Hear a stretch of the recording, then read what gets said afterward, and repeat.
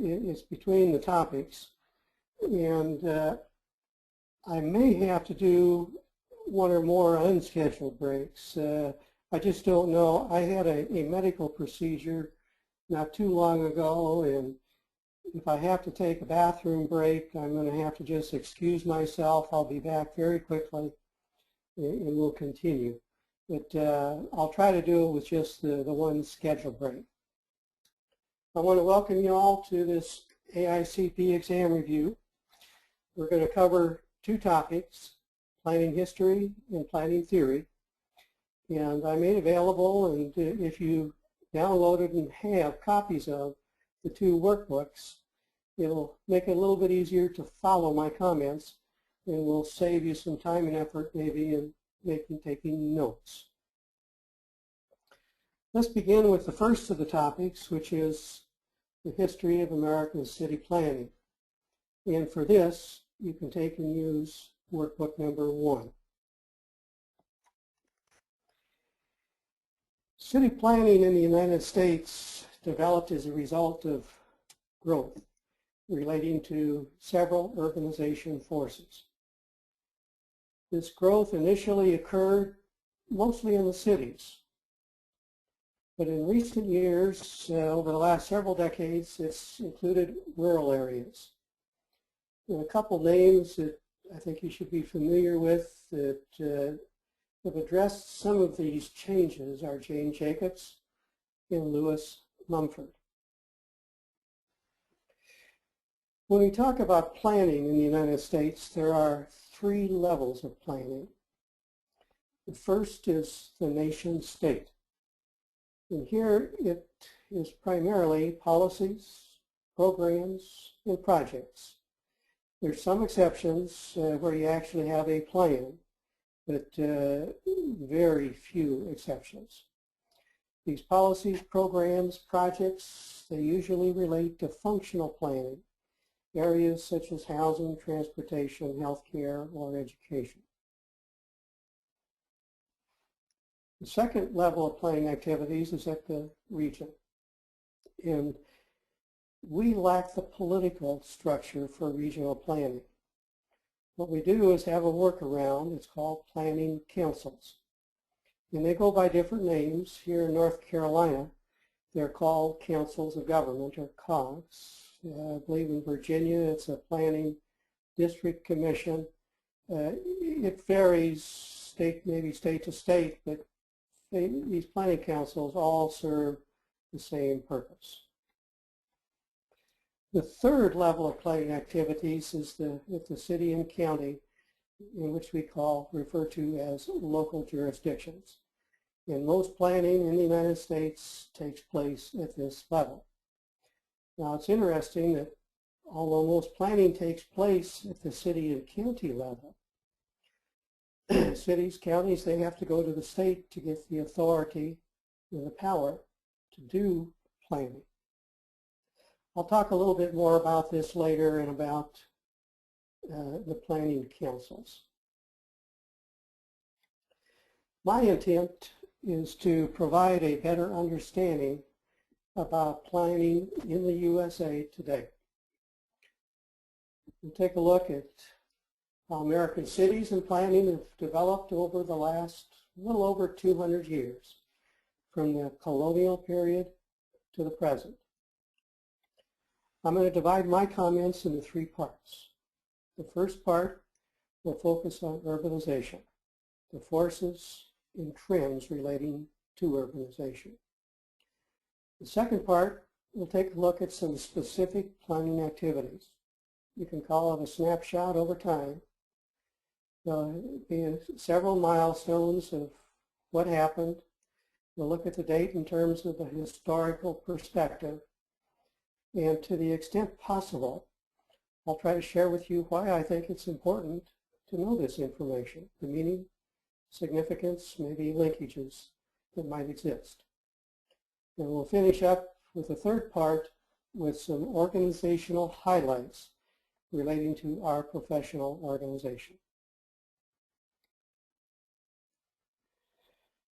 There are 4 forces relating to urbanization. One is population growth. Second is increased agricultural productivity. A third, increased factory production. And a fourth, low-cost transportation. Let's take a look at each one of these very briefly. First of all, population growth has three components. Communities can grow by natural increase, where births are greater than deaths. They can grow by immigration, where you have people coming from outside the country into the country. And they can grow through migration, where people move around regionally within a country. If we take a look at the population growth here in the United States over the last couple hundred years, that first 100 years as a country, there was very significant population growth. The population increased about 14 times. The next 100 years, from 1900 to 2000, significant, not as much, it increased about 4 times. And the projection is we're on that same glide path now. And by 2050, it's going to double. Most of this growth over the last several decades has been in the South and the West.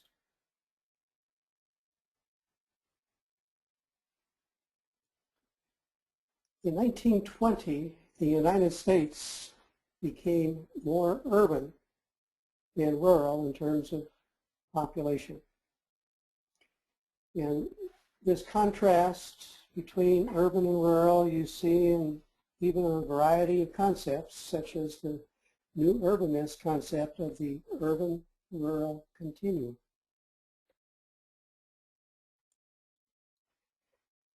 Mechanization allowed for increased agricultural productivity.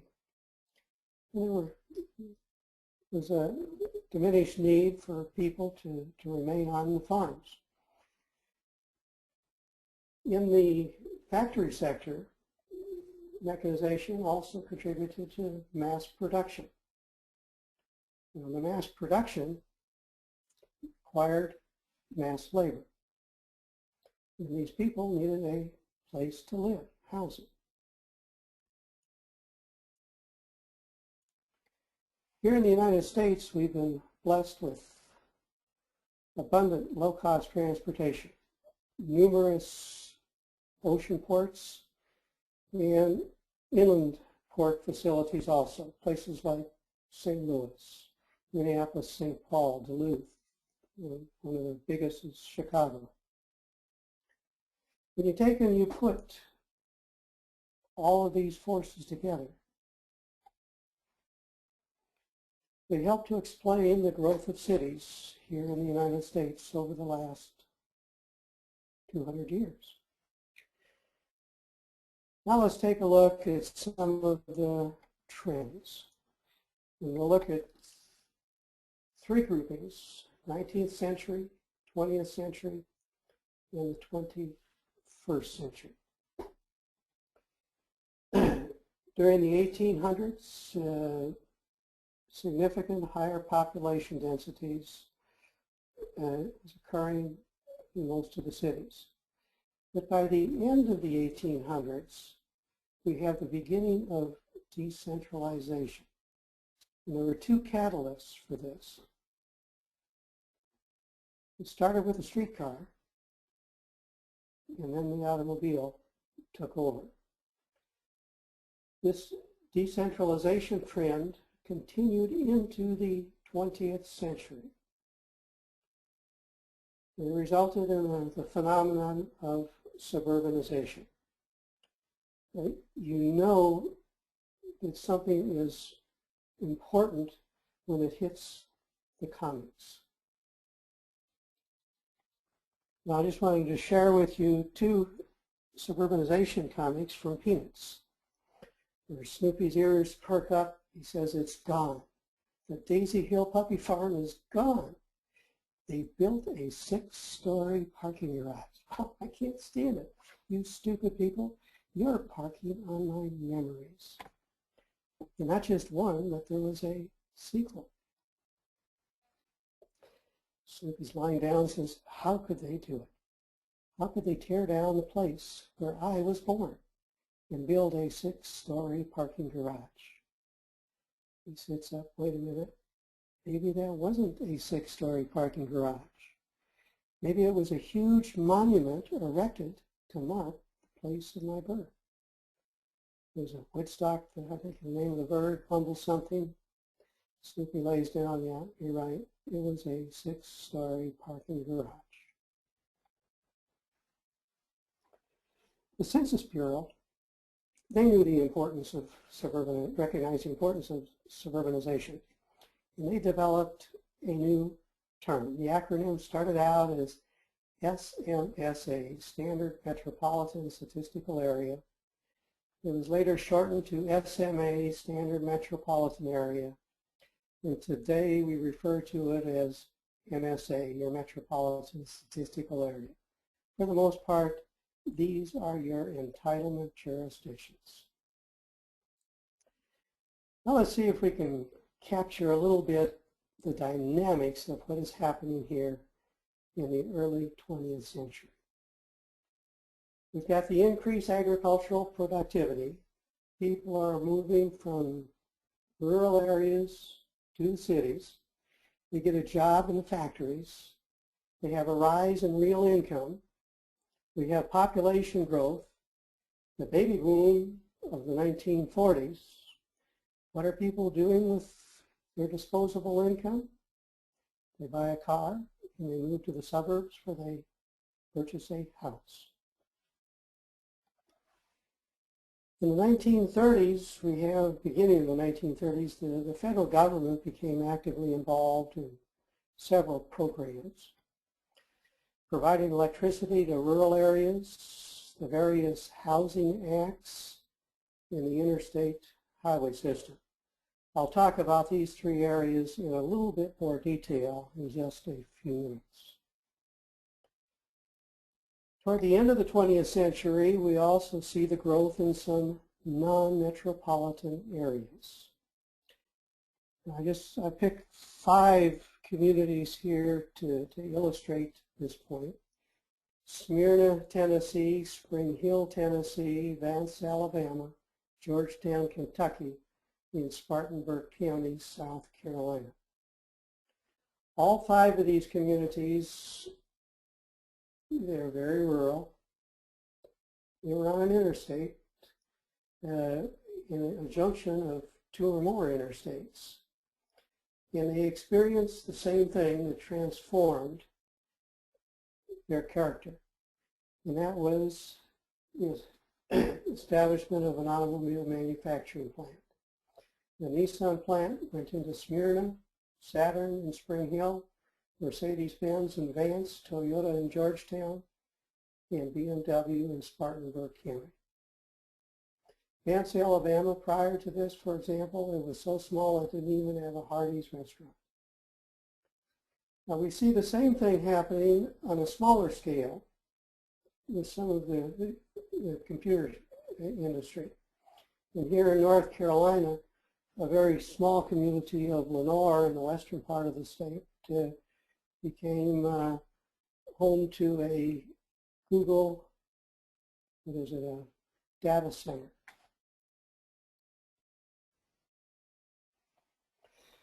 The last of the 20th century trends is the edge cities.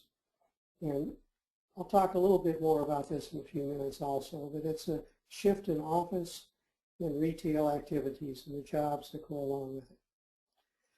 So when you take a look at everything that's happening here in the 20th century, the cumulative impact is that the cities in the Northeast are in decline. For much of the century, we're in decline and decay. In the Southeast, we have theme parks, like in Atlanta and Orlando. We have suburban sprawl in the Southwest, the West Coast and the Northeast, the Mall of Americas up in the Minneapolis, St. Paul area. and everything connected by a 1,247 lane highway complete with beltways. And this, according to tolls, is the land that we loved. Change. Well, what can we say about the 21st century? Certainly an important concept is the megapolitan areas. The MSA, or Metropolitan Statistical Areas, continue to evolve to include have 2 or more MSAs that have economic interdependence and overlapping commuting patterns. This all started in the 1960s in Texas with Dallas and Fort Worth. In the 1980s, by 2000, Oklahoma City was added to the Dallas-Fort Worth area, Richmond to the DC-Baltimore area, and it's happening across the entire United States. The West, Southwest, Northeast, Midwest, Southeast. By 2050, the forecast is that there will be 20 megapolitan areas in the United States.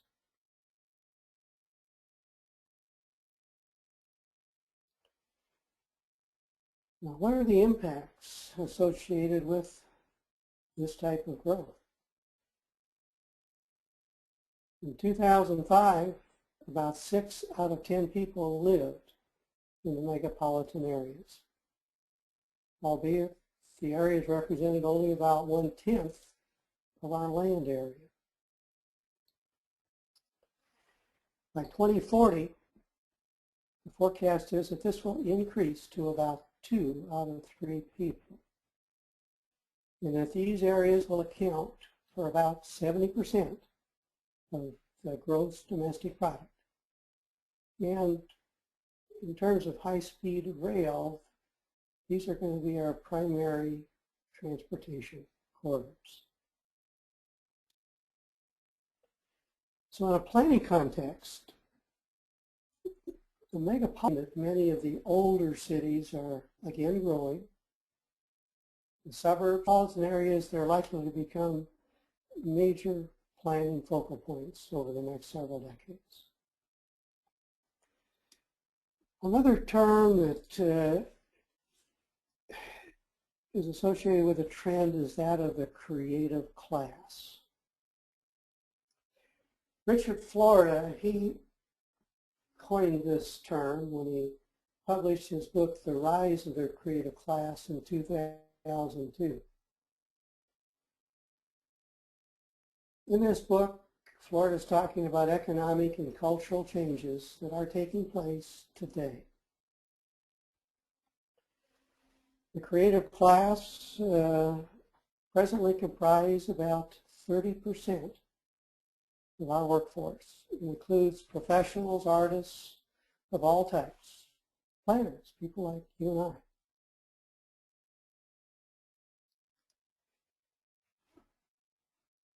They reflect the changing structure of our workforce and of society. And it's a significant change in terms of the structure of the workforce. Back in the 1900s, about 50% were self-employed, most working on the farm. This had dropped to about 7 to 10% in the 1950s and 60s. And in just a few more years, it's going to probably equal or exceed 50%, no longer working on the farm, but a variety of part-time employment and self-employment. And along with this are problems such as the widening wage gap, which is related to the service sector. The new paradigm is that the creative class are going to be the ones to drive employment location decisions. This used to be the prerogative of corporate CEOs. Now they're giving up to the creative class. Because the creative class has certain quality of life benchmarks that have been very important to them. And this includes physical beauty, the ability to socially interact, and diversity. The creative class is already having it all in scope. If Richard Florida is correct, and I think he is, we're at the beginning of an economic revolution, and if the creative class ever coalesces, it will become a cultural revolution also. It's probably going to take about 2 to 3 decades, though, for this transformation to take place. The centerpieces are 3 things: knowledge, creativity, and talent base. They'll drive innovation and be the determining factors of which cities continue in the future to be both relevant and vital. So, if we take a look over the last 200 years, 4 forces have been at work. These 4 forces have significant and rural America. They have economic, technological, and social roots. They're very complex and difficult to explain, hard to predict, and you can't really control it. At best, you can tell a story that would begin once upon a time. Most things of importance happened at the center.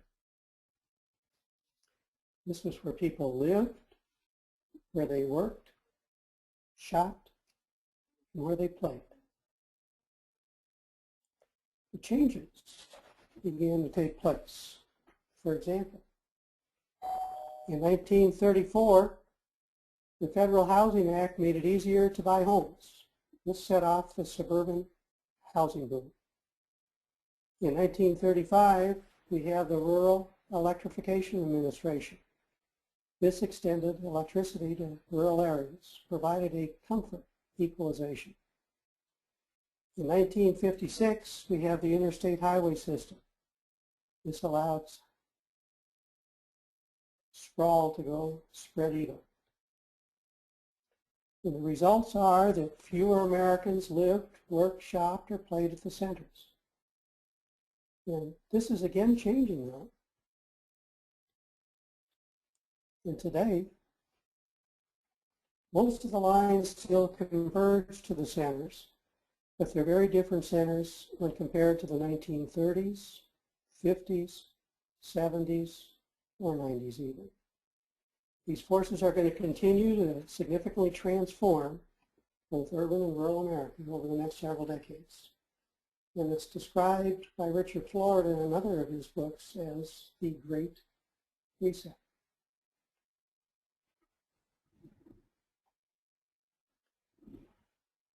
In our view, and 2 constitutional amendments, and then planning in the 1980s and the 1900s. Now, is planning a dominant force in American society? No, not today. In fact, some of the appointed officials have more power and authority than do planners. And everything that you all do, it's laced with politics.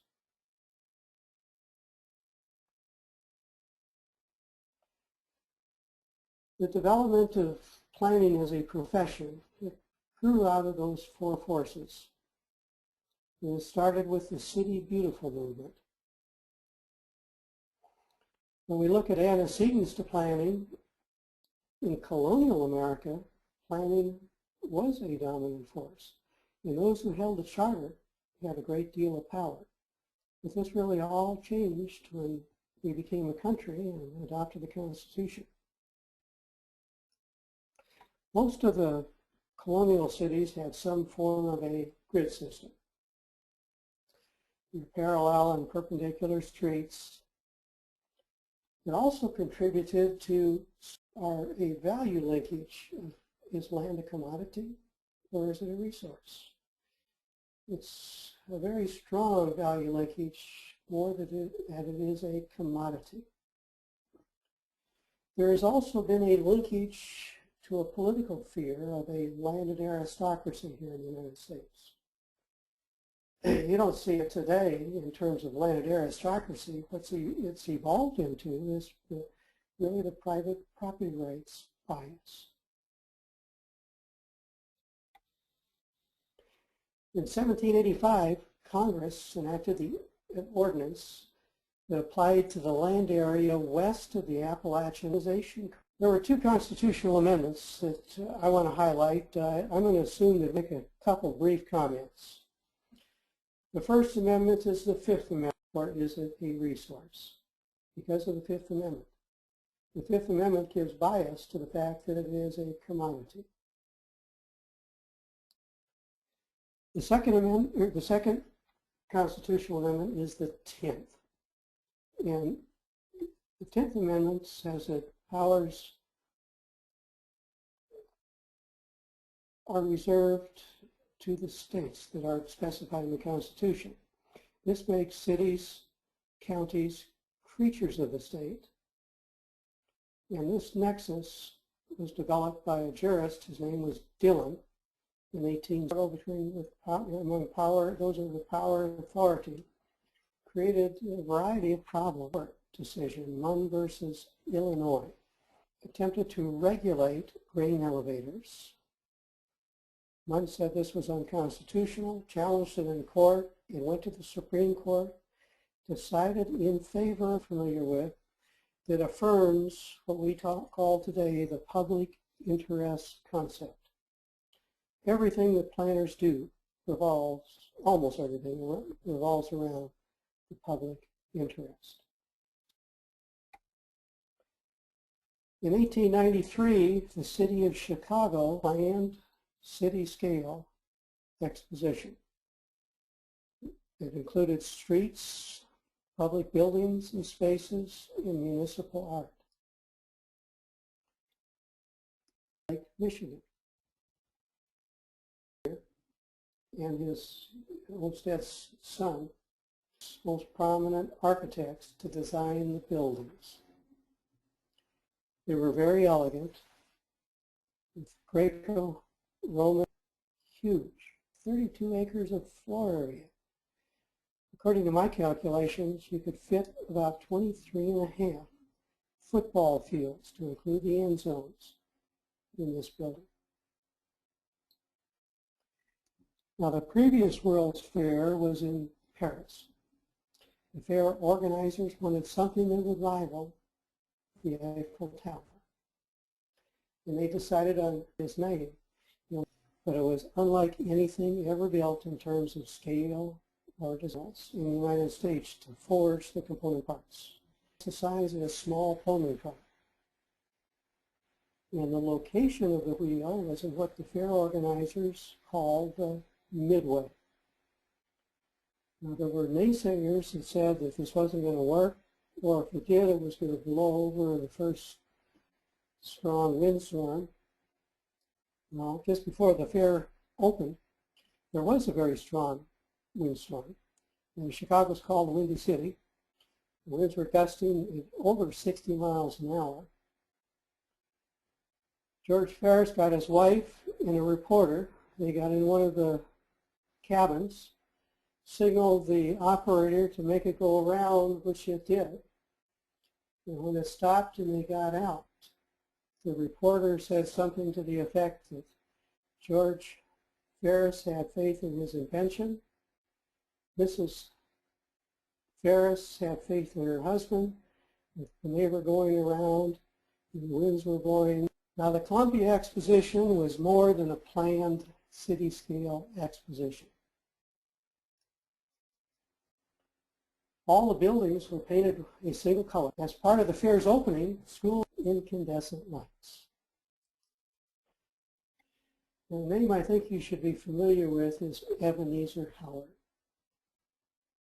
He was not an American, an English base, surrounded by garden cities. And the Howards, it came to him In the 1920s in Radford, New Jersey, we had the use of superblocks, which was part of the Howard's concept.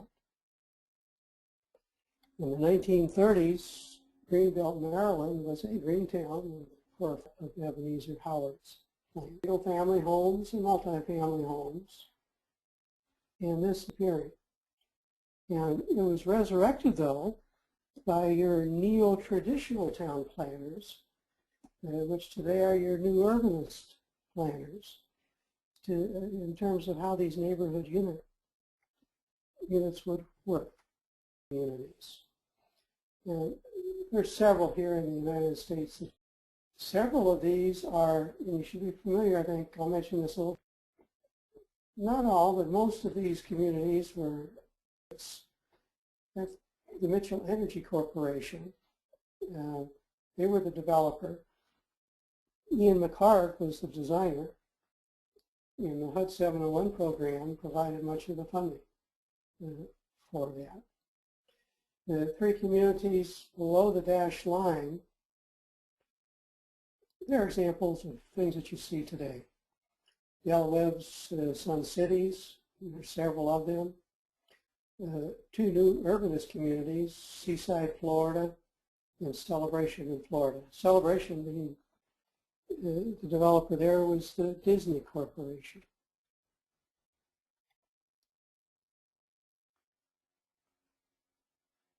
When we take a look at the early milestones, an important one is 1907, with the city of Hartford, Connecticut established a planning commission. This was the beginning of our citizen planner tradition here in the United States. Very strong tradition. And it's interesting that the city of Hartford couldn't just do this. They had to go back to the state because of the 10th Amendment and receive authority to establish this commission. A couple of years later, in 1909, Daniel Burnham completed the plan for Chicago.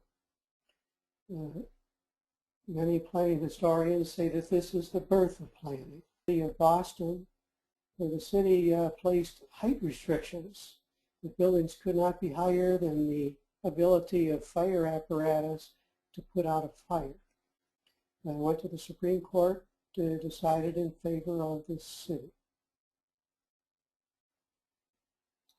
In 1916, New York adopted the first zoning ordinance. They were doing the same thing out in the West Coast in Los Angeles, but New York was the first to adopt the ordinance. A lot of cities got on the bandwagon afterward, to include the village of Euclid in Ohio. They passed the zoning ordinance challenged by Ambler Realty, and in 1926 decided in favor of the village of Euclid. And this court case is the beginning of several which have made zoning a major implementation tool for planners. In 1920, is the last of the court cases I'm going to mention, is the town of Windsor in Connecticut versus Whitney, in which the town said that told developers if they wanted to have subdivision approval, they had to design streets to certain minimal specifications and dedicate the right-of-way to the town. Challenged in court, went to the Supreme Court, decided in favor of the town. Now I think it's interesting when you take and go back to 1877 with Munn versus Illinois up until this court case. So there's a very strong legal tradition here being developed. In 1922, under the Hoover administration, we have the federal government developing this. Ironic that they're done backwards, but that's the way it happened.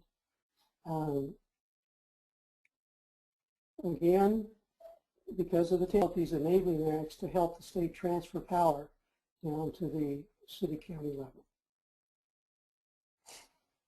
In 1925, we have the first comprehensive plan here in the United States.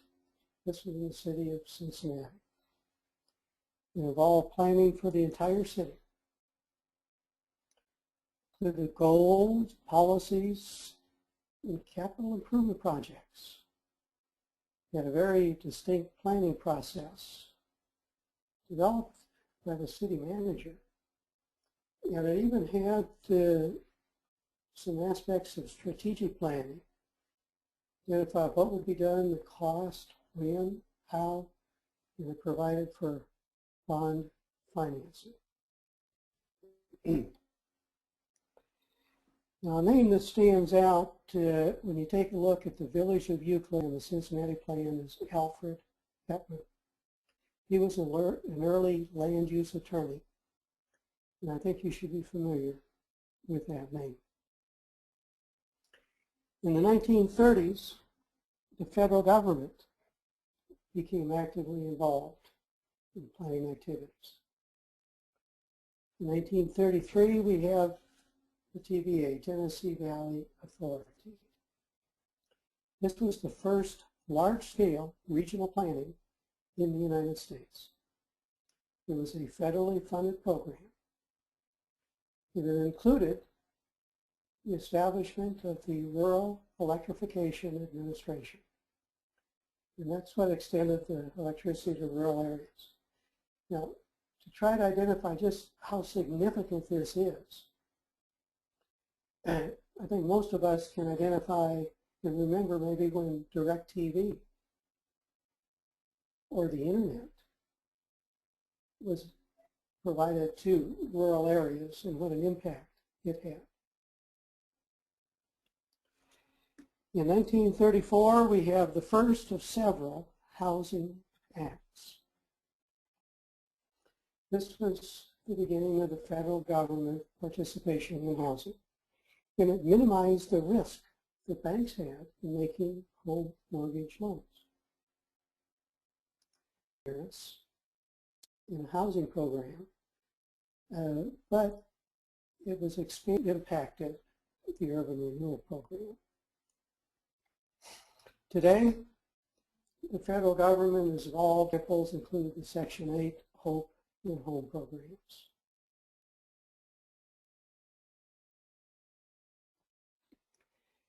In 1956, Congress passed the National Highway Defense Act. This provided for our interstate highway system. The concept started in the 1930s, but it was in 1956 during the Eisenhower administration when the work started, and most of the work was completed in the 60s and 70s. Huge project, over 40,000 miles in length. I think it's the largest single construction project in our history. And certainly it's a major force in shaping land use patterns between geographical regions and even within cities.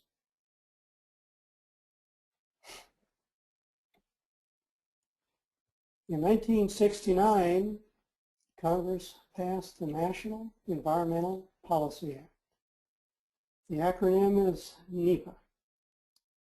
Now, if we go back just 60 years ago, the concept of environmental planning was not formalized. There are three catalysts involved in environmental planning. Rachel Carson wrote the book Silent Spring. Barry Commoner wrote the book The Closing Circle. And Ian McCarr wrote the book Design with Nature.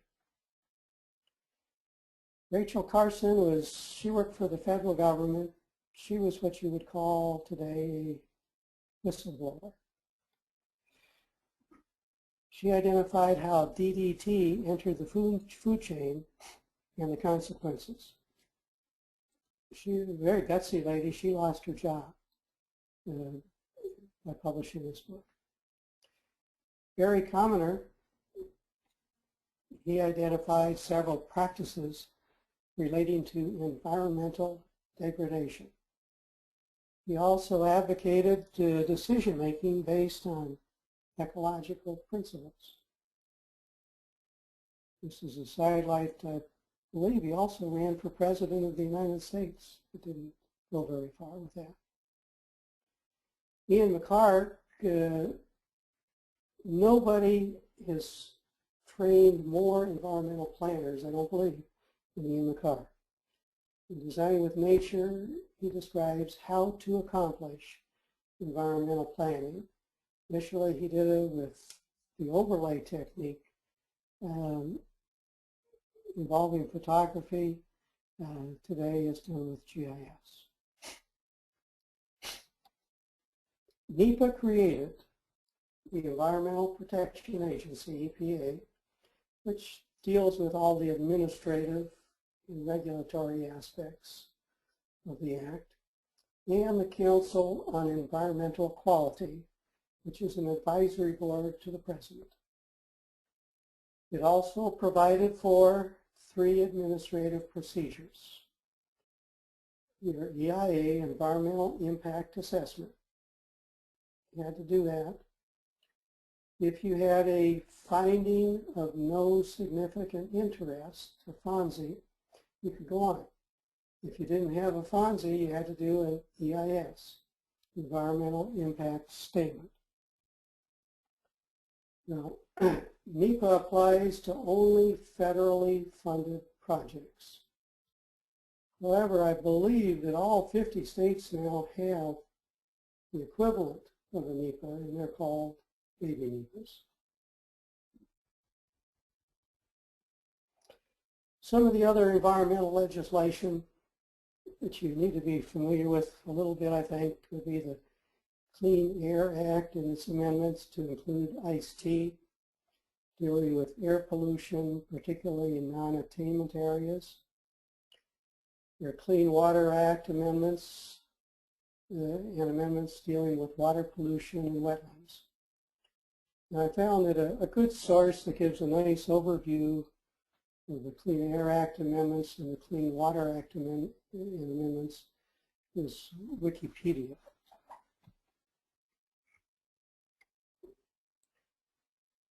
In 1974, Congress passed the Housing and Community Development Act. This replaced the older Urban Renewal Program and established what we call today the Community Development Block Grant Program, CDBGs.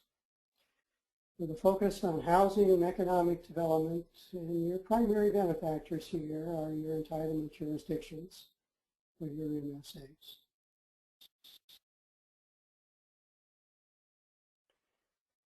Now let's finish up here with what some have called the quiet revolution of the 1980s and the 1990s. It involves legal and ethical issues and rights and design principles. It's associated with mandated planning, the stewardship concept, and things like scale, form, and functionality relationships. Goes by different names. In the 1960s, they called it growth management. In the 1990s, they called it smart growth. Today, it appears to be evolving into the sustainable development movement. The pace of this development, though, is slow. No matter what you call it, it says that there's a need for coordinated planning, for land use controls, and for design principles.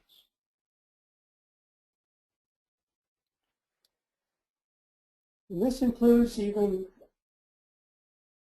planning on the regional level.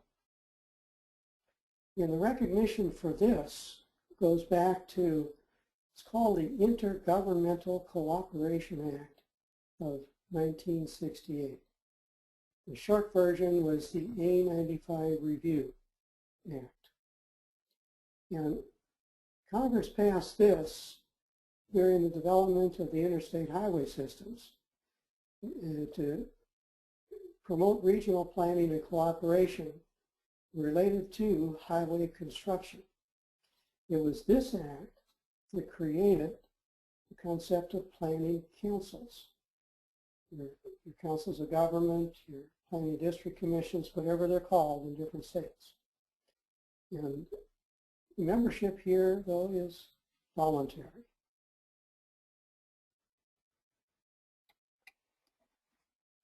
In 1973, Oregon was the first state to mandate comprehensive planning and land use controls for all Oregon cities and counties. Since then, and I'll be very candid with you here, I haven't updated this drawing.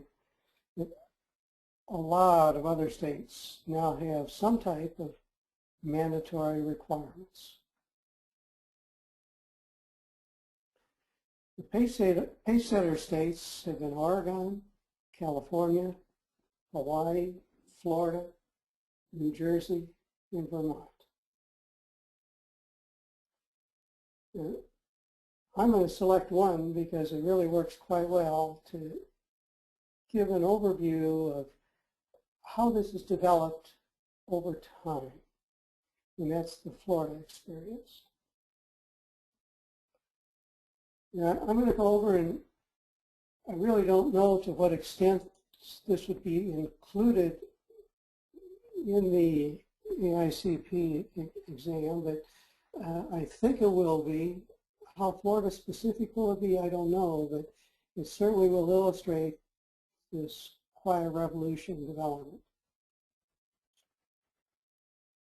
In 1972, the state legislature passed the Florida State Comprehensive Planning Act. Said the state had an interest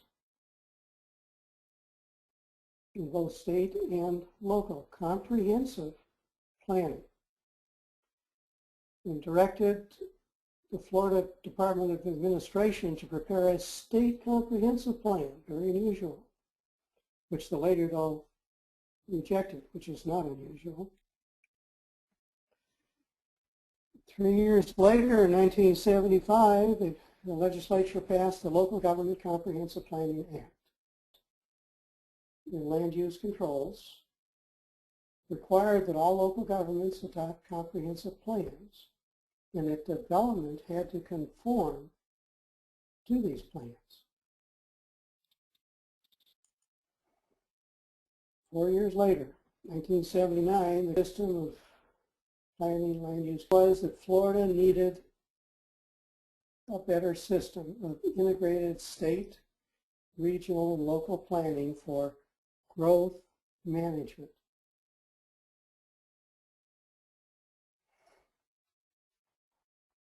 Three years later, the legislature did their own study, passed the put together the environmental land management study, and came up with the exact same conclusions almost.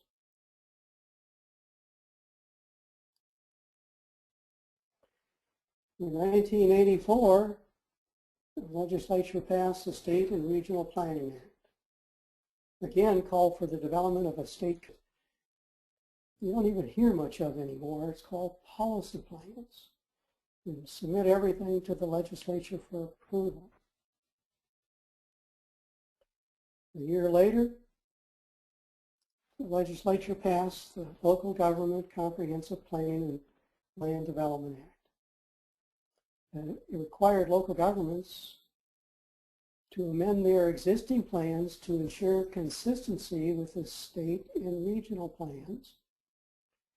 It required that local plans be certified and directed the certifying agency to provide rules and identified minimum criteria for approving local plans. It required local governments to not only do the plan, but to enact the necessary implementing ordinances.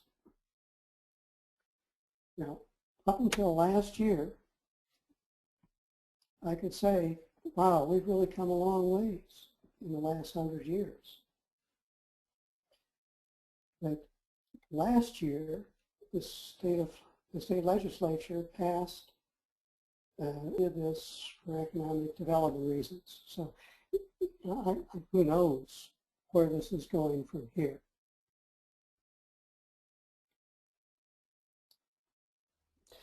Now let's shift a little bit and talk about some emerging design principles relating to form-based codes. This began as an antidote to conventional use-based zoning. The name I think you should be familiar with is Christopher Alexander. He wrote a book called A Pattern Language in 1977 and identified several design principles relating to towns, buildings, and construction. Another name I think you should be familiar with is Andres Duany and his wife Elizabeth Platter-Zyberg. They initiated the most recent wave of form-based codes when they developed Seaside, Florida.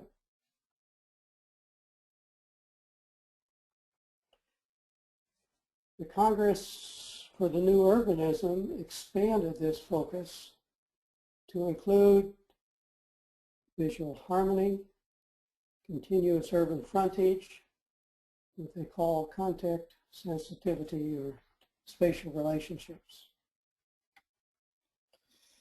The result is what we call that is the SMART code, which is a subset. It was the first city to adopt a form-based SMART code, and they did this in 2003.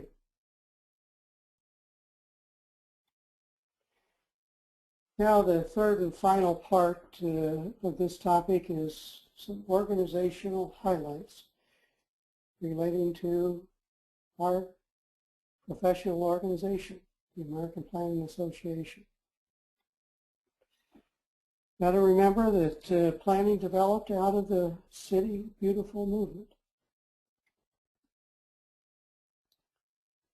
In 1909, we have the first national conference involving planners. We talked about city planning, about congestion relief. Held in Washington, D.C., and there were just a small number, 43 people, got around the table and talked about things. In 1917, the establishment of the American City Planning Institute. And the first president was Frederick Law Olmsted, Jr. In 1934, we have the establishment of the American Society of Planning Officials. This is ASPO. So we have, the first president here was Alfred Benton, who was that land use attorney I talked to you about. So we have two parallel organizations. In 1939, the American City Planning Institute changed its name to the American Institute of Planners, AIP. 20 years later, in 1959, the American Collegiate Schools of Planning started as an informal organization within AIP. In 1978, AIP and ASPO, they merged and became the American Planning Association. And in 1980, ACSP spun off and became the American Collegiate Schools of Planning.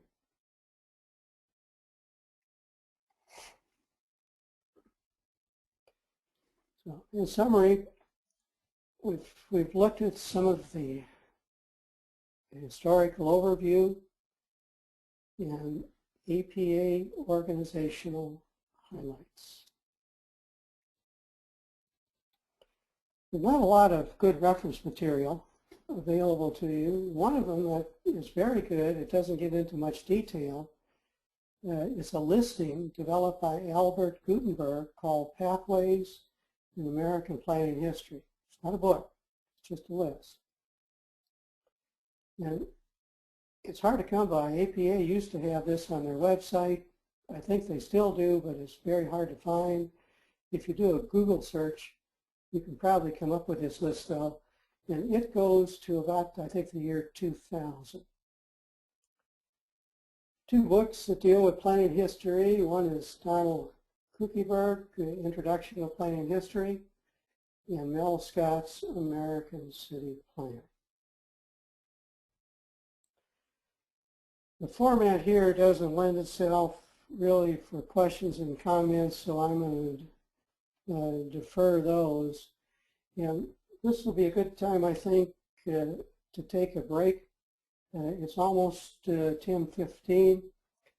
How about if we come back at 10:25 and we'll start again. See you then, 10:25.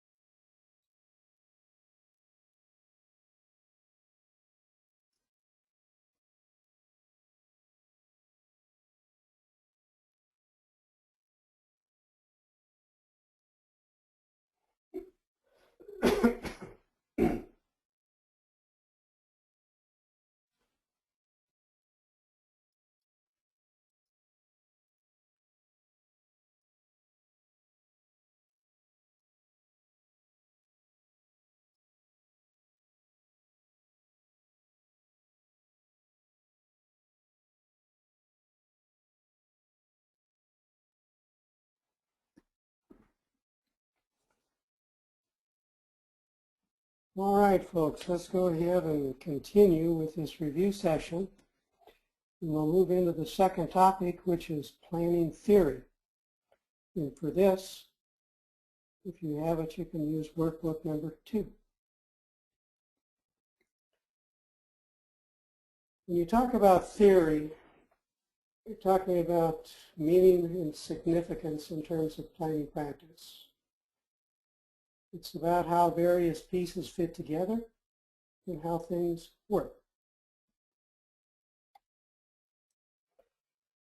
Planning decision making that takes place in our communities and its linkages to personal or individual as well as community values and to planning theories. For most people, when you look at planning theory, it's not something you do because you want to or you like it. It's like having a root canal. You do it because you need to. It's important. My purpose is to highlight planning theory, and I'm going to try to do this as it relates to practice. We'll take a look at the meaning of theory, a way to categorize theories, 6 major planning theories, several minor planning theories, and we'll finish up here with an evaluation of what these comments might mean. Let's begin with the meaning of theory. Theory represents our worldview, how we think pieces fit together, how we think things work. practice tests the validity of a theory. And with practice, that theory may or may not prove to be valid. At one time, there was a flat Earth theory that you go to a certain point, fall off, until somebody sailed around the world, came back to where they started, and proved that that theory was not valid.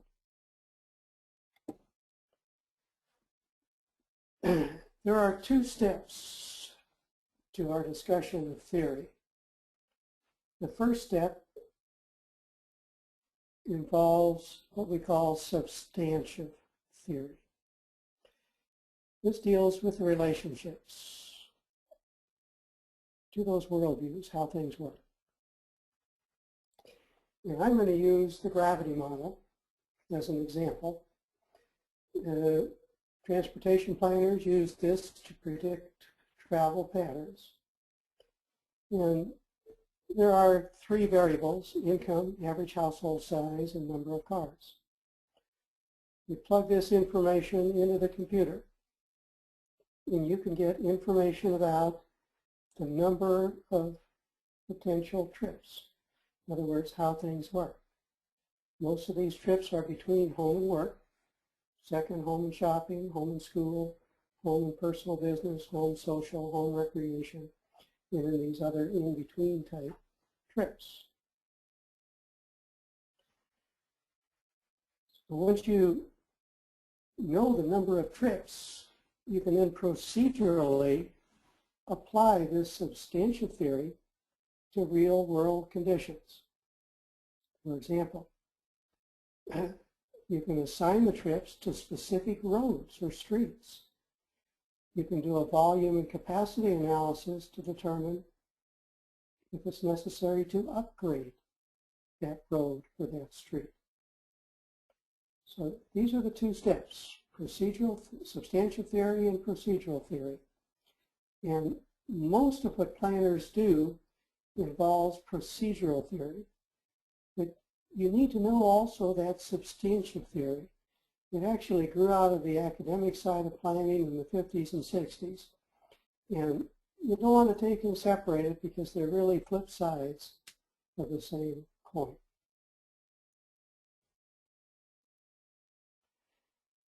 I found it helpful sometimes to categorize different theories. Some planning theories are holistic and some are pluralistic. Your holistic theories deal with the whole, usually the entire jurisdiction, or in some cases, all functions or all of a function. It may even include areas like the extraterritorial jurisdiction or boundary adjustments. And it can be limited to just a single function, but if it is, it's the entire function. In contrast, the pluralistic category deals with the parts, pieces, neighborhoods, small areas, just a few or limited functions. No matter what theory we're talking about, and maybe that theory might be holistic, it might be pluralistic. In some cases, it could be both. Let's take a look at some of the major planning theories. And I'm going to go over 6 of them: comprehensive, incremental, transactive, advocacy, radical, and strategic. Now, before we get into each one of these separate theories, all of them, I think, share a common operational framework. And this relates both in the community and personal level on how we integrate our values, our needs, wants, and desires, how we make choices, and our feelings about these choices. And let me graphically show something here that to help maybe better explain this integration.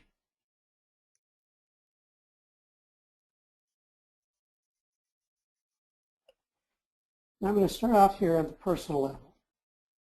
In terms of values, we all have things that we like, things that we dislike, beliefs, hopes, prejudice, fears, dreams. They create our needs, our wants, and our desires. And we can't have everything that we want or need or desire. We have to make choices. And it's really where the theory comes in, is how we make these choices. We come up with a course of action. And if it's a good choice, we feel good. It enhances our quality of life feelings. If it's a bad choice, it diminishes our quality of life feelings.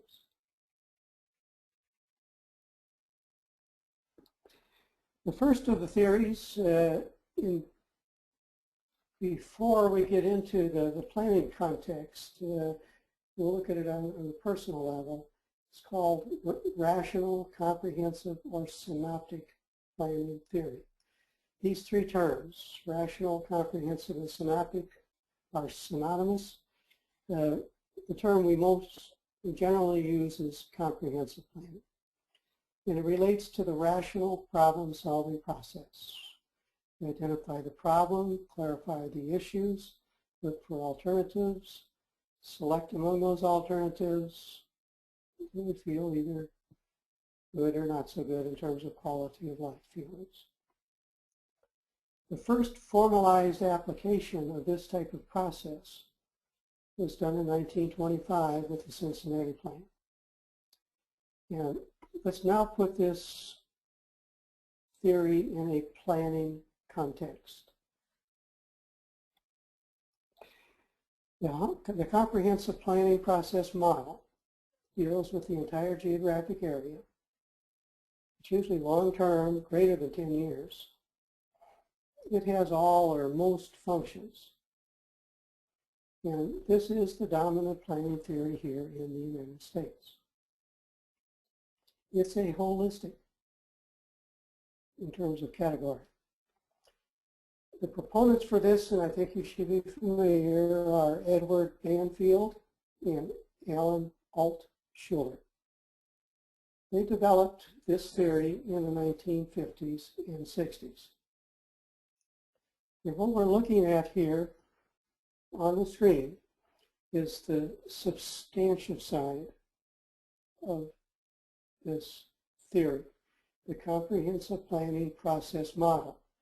It consists of 6 steps: recognition of need, direction setting, research, plan formulation, plan implementation, and monitor, review, and revise. Now, this will change, in terms of descriptions by different people, but they're pretty much the same. Now, when we get into each one of these steps, then we move into the procedural part of the theory. For example, recognition of need. There's generally 2 ways that we identify what the problems are, needs right now. One is through a town meeting, and the other would be a public opinion survey. For direction setting, there are generally 2 ways that we obtain that information. One is do some visioning, or the older way was to develop goals, objectives, and policies. The third step is research, where we develop an understanding of place. I call this homework time. And here, what we're doing is we're inventorying and we're analyzing these different methods and techniques. Some of the things that other presenters have talked to you about. You take this information and it all feeds into the plan. And your next step is the plan formulation, where you synthesize or integrate everything from the first 3 steps. This results in a tangible document, and it's what you call the end. Now, the problem is that the end by itself isn't enough. You need to connect the means. It's like having an electric lamp. By itself, it does you no good until you plug it in. And the electricity is the means to make it work. The next step is your plan implementation. It involves a variety of land use and fiscal controls. It requires money and politics. And the last step is monitor, review, and revise, which is done generally every 2 to 5 years. Now, there are several criticisms of the comprehensive planning process, and they're all valid. You can sum them up in that this process or theory is too far away in time and commitment. Specifically, there's an insufficient focus on community needs now. Also, it's difficult to accurately forecast future needs and requirements. Our crystal balls aren't always that good. It does not adapt well to the realities of the political process. Greater than 10 years? Well, the election cycle for most elected officials is 2 to 4 years. It's also hard for people to easily identify with this process. It's abstract in terms of the planning context. Ends and means, those are difficult words for people to identify with. And lastly, it's very planning-oriented versus action-oriented.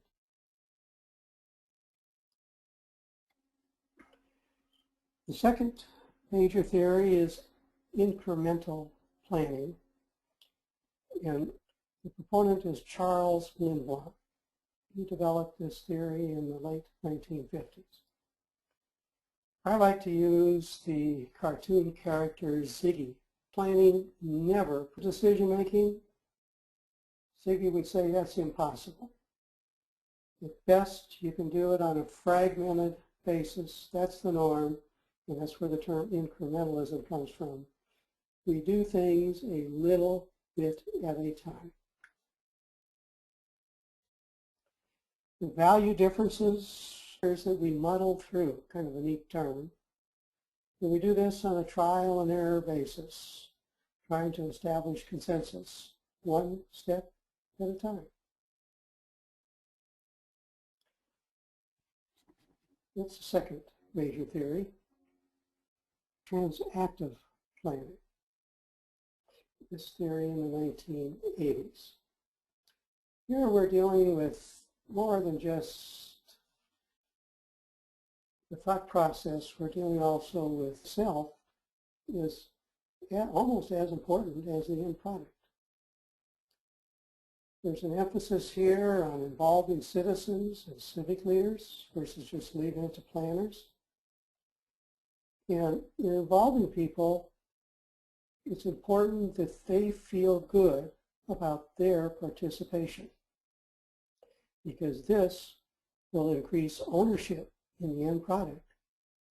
It'll make it, theoretically, easier to implement. Now there are and there are the two that come to my mind. One is called a future search, which most people are not familiar with, and the other is charrettes. I'm going to pick the one that most are not familiar with, future search, to further develop this concept or theory and to illustrate it.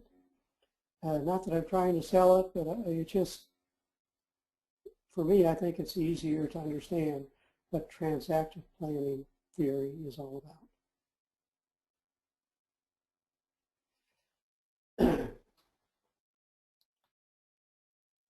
A future search is like a 4-room apartment journey. Where we'd like to be is the contentment room. We don't spend a lot of time there. We do spend a lot of time in the denial room, sometimes with blinders on, saying things like, if it ain't broke, don't try to fix it, until there's a crisis and we're forced to enter the third room, which is confusion. And there we look at alternatives and we select what we think is the best and go into the renewal room.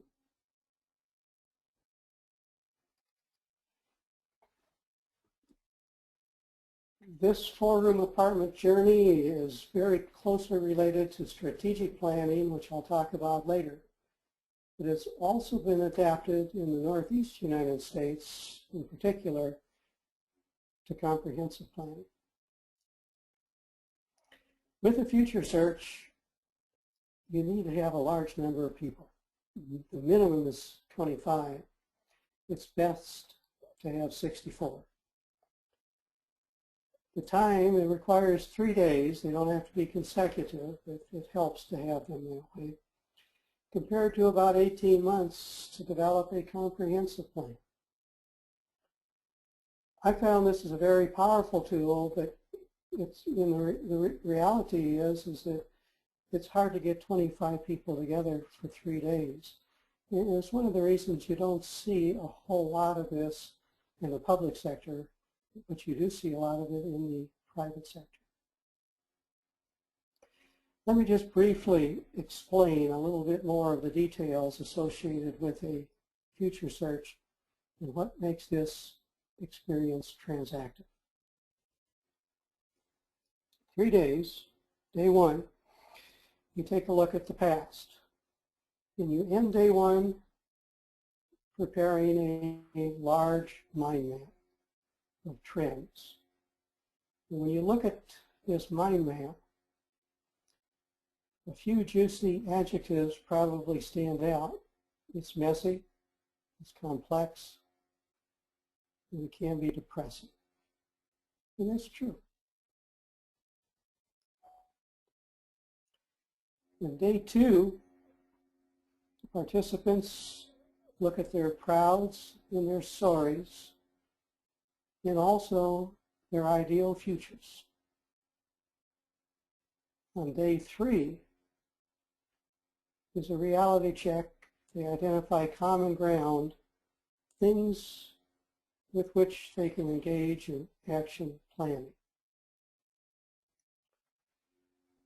What makes this a transactive experience is the emotional roller coaster ride that participants go through. They experience the low point of despair, the high point of hope, and the reality dialogue for action. There are not many other processes that provide this range of emotional experiences. The fourth major theory is advocacy planning. Paul Davidoff developed this in the 1960s. You may recall, if you've been at the National Planning Conference, there is a Paul Davidoff Award given out every year to a planner or a jurisdiction. Advocacy planning is an outgrowth of the 1960s. It involves activism, but within the system. Here you have champions for specific causes or groups. They want community action, and for them, neutrality and objectivity do not apply. In fact, there's quite often an adversary role that exists. There's a lack of unity or purpose usually, and there is not really a broad support base. So this is very pluralistic in terms of categorization. And it's most successful in blocking versus creating courses of action. And a couple examples, one would be the abortion issue. No matter how you feel personally, it's one side or the other. There's not much in between. And we even see the same thing in terms of the debate with the healthcare issue today on television. The fifth planning theory is radical planning. This also is activism within the system. But here we're doing some major surgery, but we're trying not to kill the patient in the process. It usually requires collective action to do radical planning and typically central governmental control. There are several examples around the world where this has happened or is happening. You can look at Eastern Europe, Russia, China, the Mideast. Even here in the United States, we had radical planning during the Roosevelt New Deal.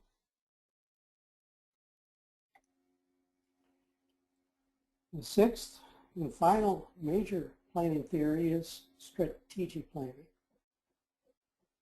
The proponents here are Martin Meyerson and Ira Robinson. They developed this theory in the 1950s and they called it the Middle Range Bridge.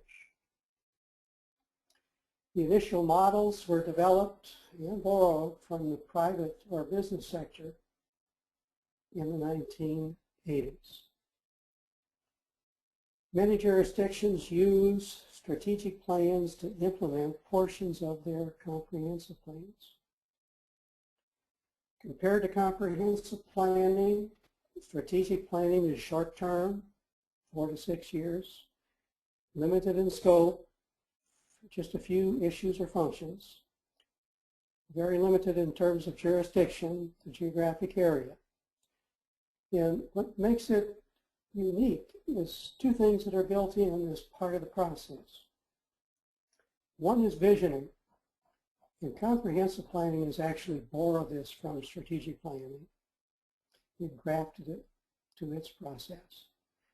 The other, which is unique, is strategic planning will have a work program that provides an ends and means connection. Comprehensive planning, a lot of your other planning theories do not have this.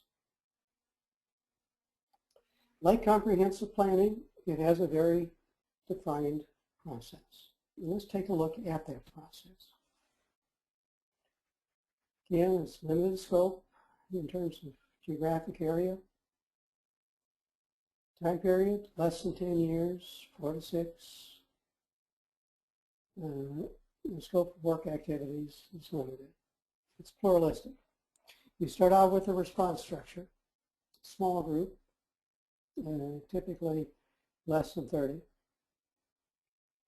You do an environmental scan. You look at conditions and try to identify trends internally and external to the community. Then you select key issues. This is your scope of work, what you're going to focus on. For those key issues, you develop a vision value statement, which will identify where you'd like to be at some future time. Your analysis identifies blocks and obstacles to realizing that vision. You develop strategies that will help to overcome the blocks and obstacles. And again, this is where we're getting into the unique part. You do your fiscal resource coordination. You're only going to do those things where you make a commitment to do it financially. And the next step, you develop an action plan and work program. And this, again, unique, this is your end and means connection. You have a commitment both with financial resources and what you're going to do and how you're going to do it. The last step is to monitor, review, and revise, and they sometimes refer to this as tracking.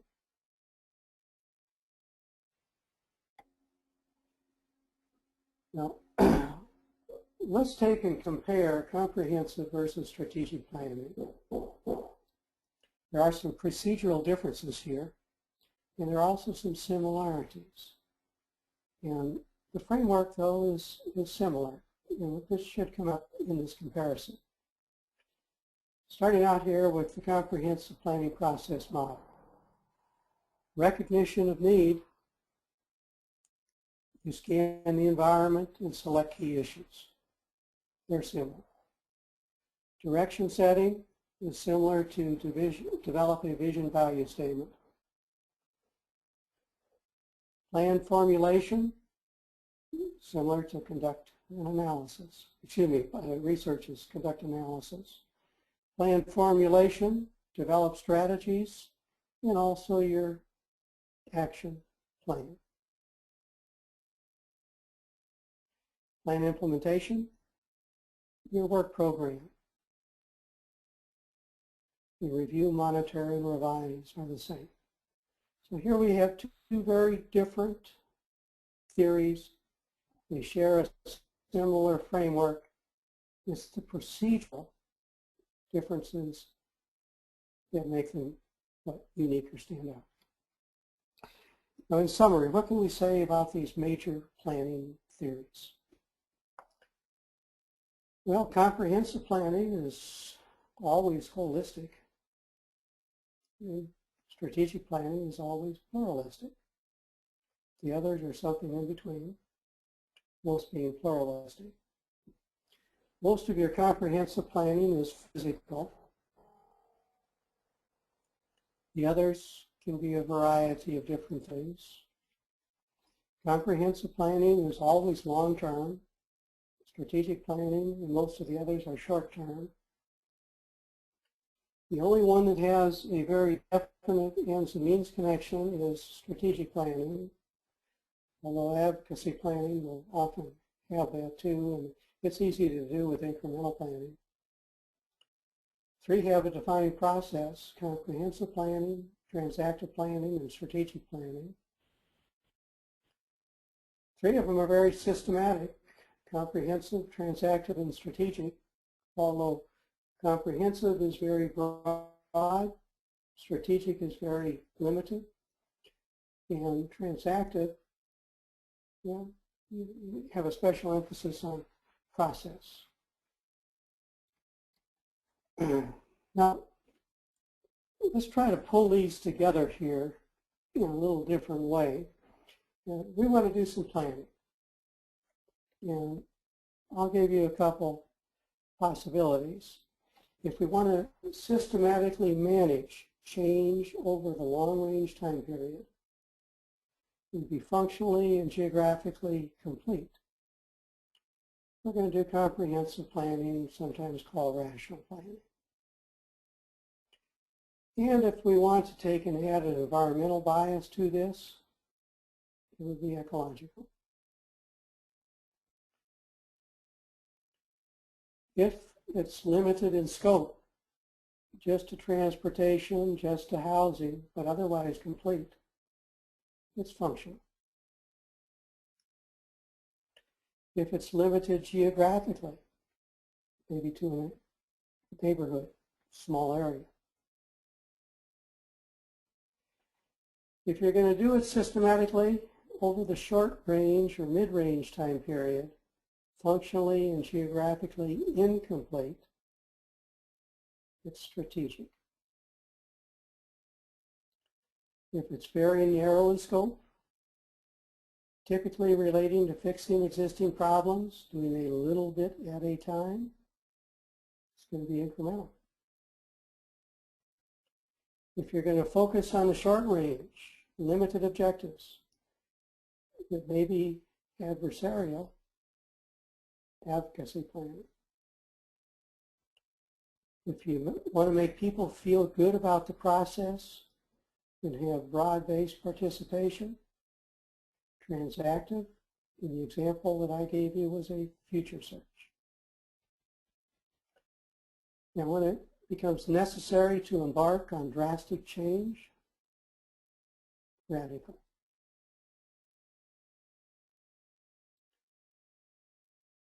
When you take a look at it, hey, it's difficult. There's a lot of ways to do planning. Now to finish up with this here, I just want to do one comparison using different planning model variables.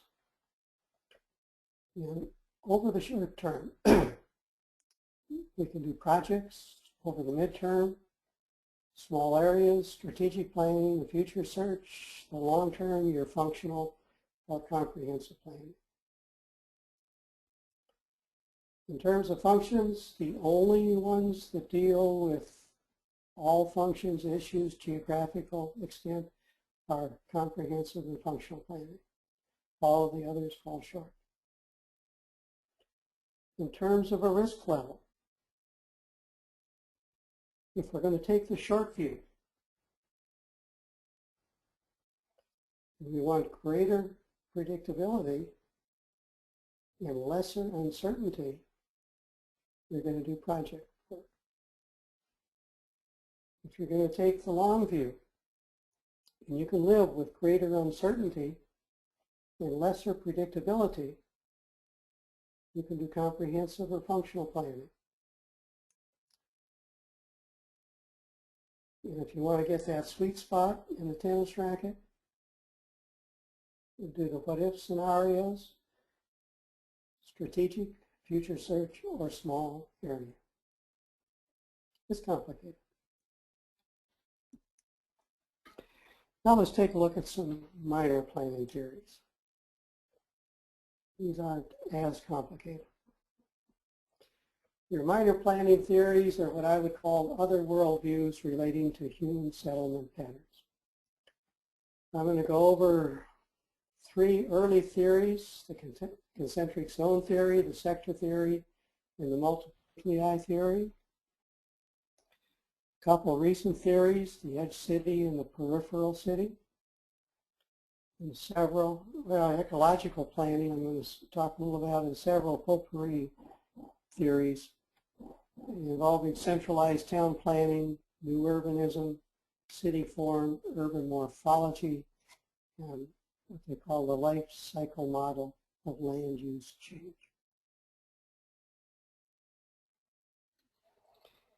In the 1920s, Ernest Burgess developed the concentric zone theory. I call this the bullseye theory.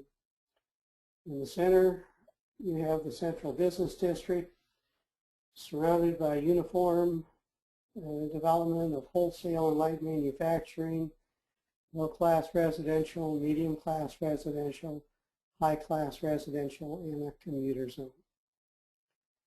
This type of theory would be most common in the 1800s, when the mode of transportation was horses, buggies, and on foot.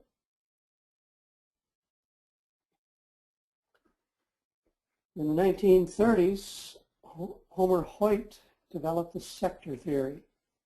We still have the CBD, but some of the wholesale and light manufacturing and residential areas now have these wedges or sectors. And this is really a reflection of initially the streetcar and later the automobile. In the 1930s and 40s, R.D. Mackenzie, Chauncey Harris, and Edward Ullman developed the multiple nuclei theory. Well, we still have the CBD and wholesale, low, medium, and high-class residential, but they're much different. And we've added some heavy manufacturing, outlying manufacturing, a residential suburb, and an industrial suburb. This reflects the changes that resulted from cities adopting zoning and the suburbanization that took place in the 1900s. Now, a couple of the recent theories. The first is Joel Garew's Edge City. And Joel Garew wasn't a planner. He was a journalist for the Washington Post. Took off time to research and write the book Edge City. And Edge City is equal to or greater than 5 million square feet of leased office space and or 600,000 square feet of leased retail space. Hard to imagine this, but if you can think of a very large 4-story office building in your mind, and then put 68 of those together with some open space, you've got an edge city.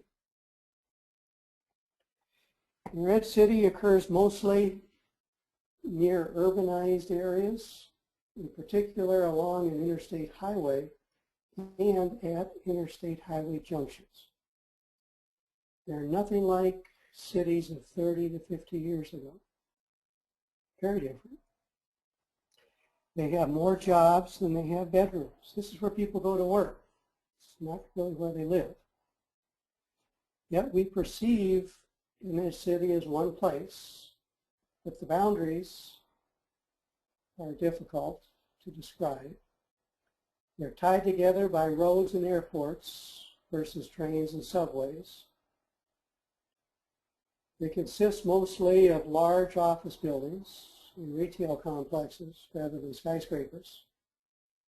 They're centered around service, office, and retail jobs versus manufacturing for the most part.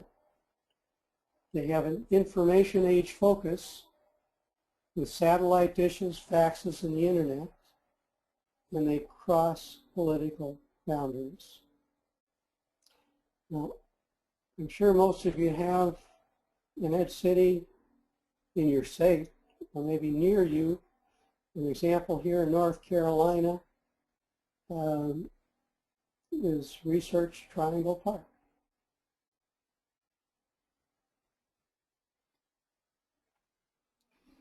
In 1997, Chauncey Harris developed the peripheral model, in which we then have the central city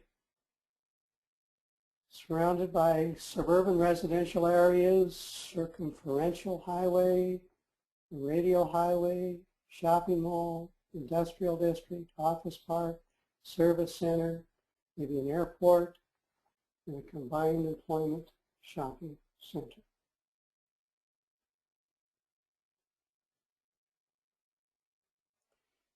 Now let's briefly discuss ecological planning theory. This is a minor planning theory, but I think it merits a little bit of our discussion time. We live on a marvelous planet, but it came without operating instructions. So from the local to the global, we've made things up as we go along. And the proponents of ecological planning say, hey, we need to focus on this system. We need to view nature as interacting processes. And there are several system components, in fact 8 of them. And we use natural laws to discover what's happening within each of these components. So that's where, for ecological planners, the public interest concept would come in. And on the physical components, you've got climate, geology, physiography, hydrology, soils, vegetation, and wildlife. And there's just one cultural, and that's land use. So these natural laws relate to processes. We understand the processes, we do a suitability analysis, and we make our decisions. It's a very technical procedure. It requires cross and interdisciplinary work. It's very complicated. In fact, many of your planning curriculum, they don't include applied ecological theory. It's also very expensive, both in the short term and the long term. But the ecological planners would argue that it's also very important. And let's go into it in a little bit more detail in terms of our understanding. When you talk about ecological planning theory, most planning involves applications that relates to spatial arrangements and landscape patterns. And when we make decisions, we have this framework of competing values that acts as a filter.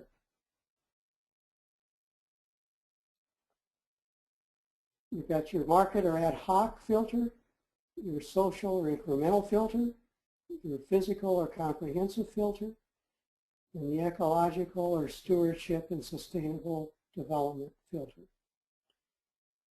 The market or ad hoc filter, really, they say you probably don't even need planning. Just leave it up to the market. This is your private property rights bias. And there's a relationship here to the Fifth Amendment. All four of these filters relate to some type of decision making. Your physical and ecological are anticipatory. Your social is generally reactive. And your ecological would bring with it some environmental ethics and the requirement that you design with nature. Now let's take a look at three alternative methodologies. And I'm going to categorize these using the old Sears Roebuck catalog of good, better, and best. There's not a value judgment one way or the other. There's just a way to differentiate. Key factors is the most common way and the way that most communities do it, in which you identify certain key factors and you do your research for those factors. This is really an ad hoc analysis procedure, and you do run the risk that you might forget something or leave something out that's important. Philip Lewis developed an analysis procedure which I think is the most simple, in which you identify water features, forested lands, steep slopes, and prime agricultural lands. These four categories you regulate. The rest of the area you don't have to really be concerned with. This is an interesting concept, and it is very simple, but it's not very scientific, and it's hard to defend if you're an expert witness in court. The third methodology is that of Ian McCarg, and that is the most scientific. And it's probably the most used by planners. In the planning curriculum, it's the one where they do have it, it's the one taught most. And I want to go over that in more detail. This closer look, if we do a closer look, we see that the system consists of all 8 of these components. And for each of these components, we identify natural processes. And for each of the alternative land uses, we look for opportunities and constraints. For example, in hydrology, you might have flooding, which is a constraint for residential, but an opportunity for agriculture. For each of the alternative land uses, you develop planning criteria. These are your do's and don'ts. For example, do not build houses in the 100-year floodplain. You apply this criteria geographically, and you do your suitability analysis, and for each of the alternative land uses, you have areas that are most suitable, suitable, least suitable, or unsuitable. Next, you synthesize the suitability analysis, and you come up with your development alternatives for land use decision making. Yeah, it's very complicated. It's very technical, and it is expensive. If you don't do it, yeah, you run the risk of a hit and miss approach. Now, some of the other potpourri minor planning theories. One is centralized town planning. That includes your HUD 701 planning, which was common in the 70s, but we just don't do anymore. Today, it's mostly private sector retirement communities like the Del Webb type. In the 1990s, Peter Calthorpe, Andres Dewani, and his wife Elizabeth Platter-Zyberg, they were the champions for new urbanism. They were some of your original neo-traditional town planners, which borrowed from the neighborhood unit concept, Clarence Perry.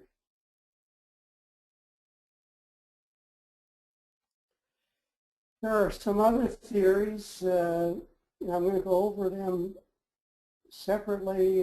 Some of them look good, but I don't think they really stand up to scrutiny. Now, I'm going to just highlight those that I think might be of importance for our candidates for the AICP exam. The first is the linear pattern of city form.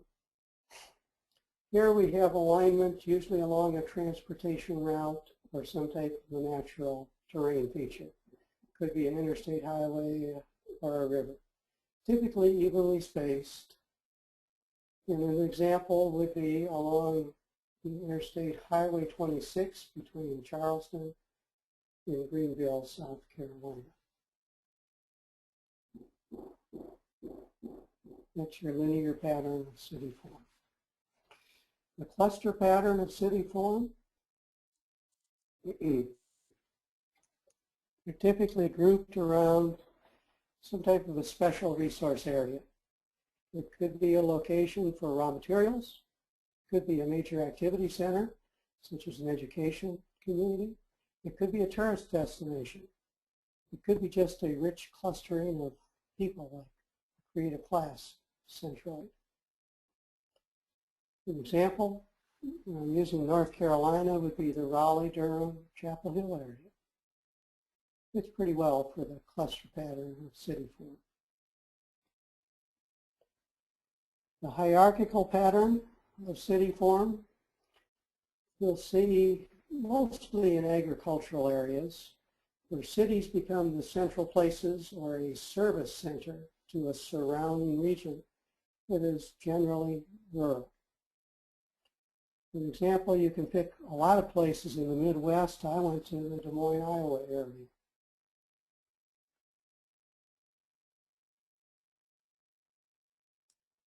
And that's a good example of the hierarchical pattern of city form. Kristoller's central place of city form deals with an economic and political hierarchy that relates to the delivery of goods and services, both within and between regions. Your central places will have different importance based upon their levels. And Kristoller has 5 levels: hamlet, village, town, city, and region. And the first 4 levels, hamlet, village, town, and city, are building blocks in form-based code transect theory.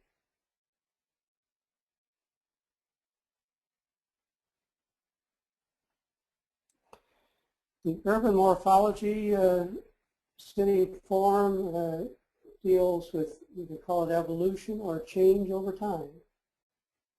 How cities change over time. What you do is you monitor things like buildings, streets, parks, gardens, monuments, neighborhoods, which are focal points.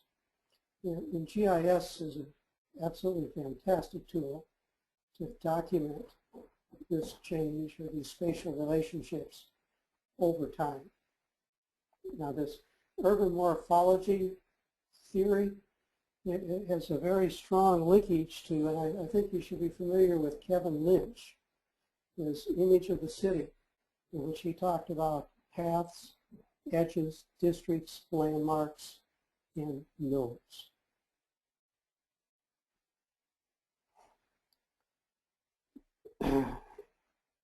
Richard B. Andrews developed a life cycle model of land use change.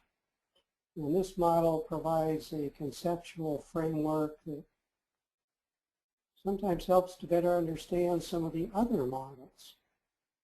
Here you're looking at phases or change, again, over time, where you have growth, maturity, and decline.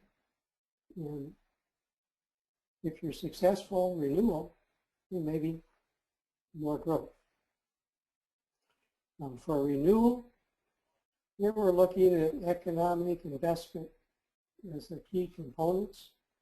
And factors here from a planning context are quality of life, housing, and infrastructure. And I think it's also interesting to note that the recent research suggests that you do not have to grow as a city in order to survive. You can just maintain the quality of life.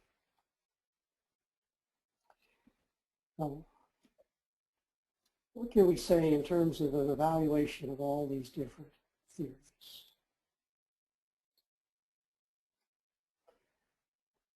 I'll do my best. Landscape, planning grew out of landscape architecture primarily in architecture. Later on, there were other academic programs with linkages to planning.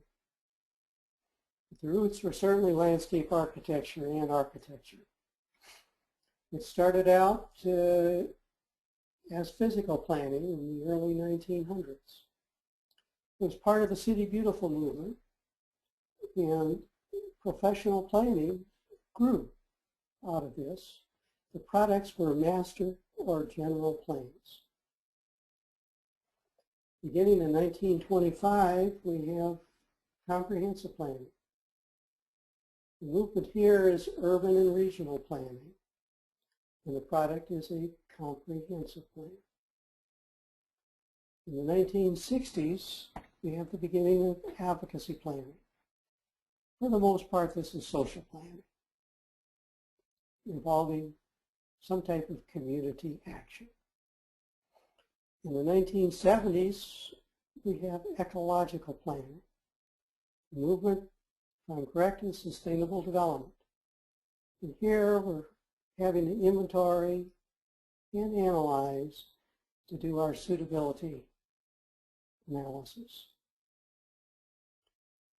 In the 1970s and 80s, there's it's a period. A lot of folks aren't even familiar with this policy planning. It showed up in the Florida experience. You don't see a lot of policy planning today. This was a very short-lived type of theory with policy planning. In 1980, we have strategic and transactive planning. These are community-based planning, and they're usually open-ended. Include a vision, alternative futures, maybe an action plan. And it's interesting, beginning in the 1970s, we've actually gone back to physical planning, which started in the 1900s, with a focus on new urbanism and healthy lifestyles. And it's requiring that we modify our regulations and do some targeted development. Well, this gives I think it's as good as I can do in terms of trying to make sense of these different planning theories and applications. So how do you satisfy existing needs? How do you prepare for future growth and change? Well, it involves values, different planning theories, and political decision making. It's a tough job. It's not easy. When we take a look at this theory package, that I just discussed with you. There are several different planning theories. Some are holistic, some are pluralistic. Some are substantive, some are more procedural. Some are major, some are minor. All of them, both the major and minor, are ways that communities can accomplish planning. And there's no single satisfactory standalone theory.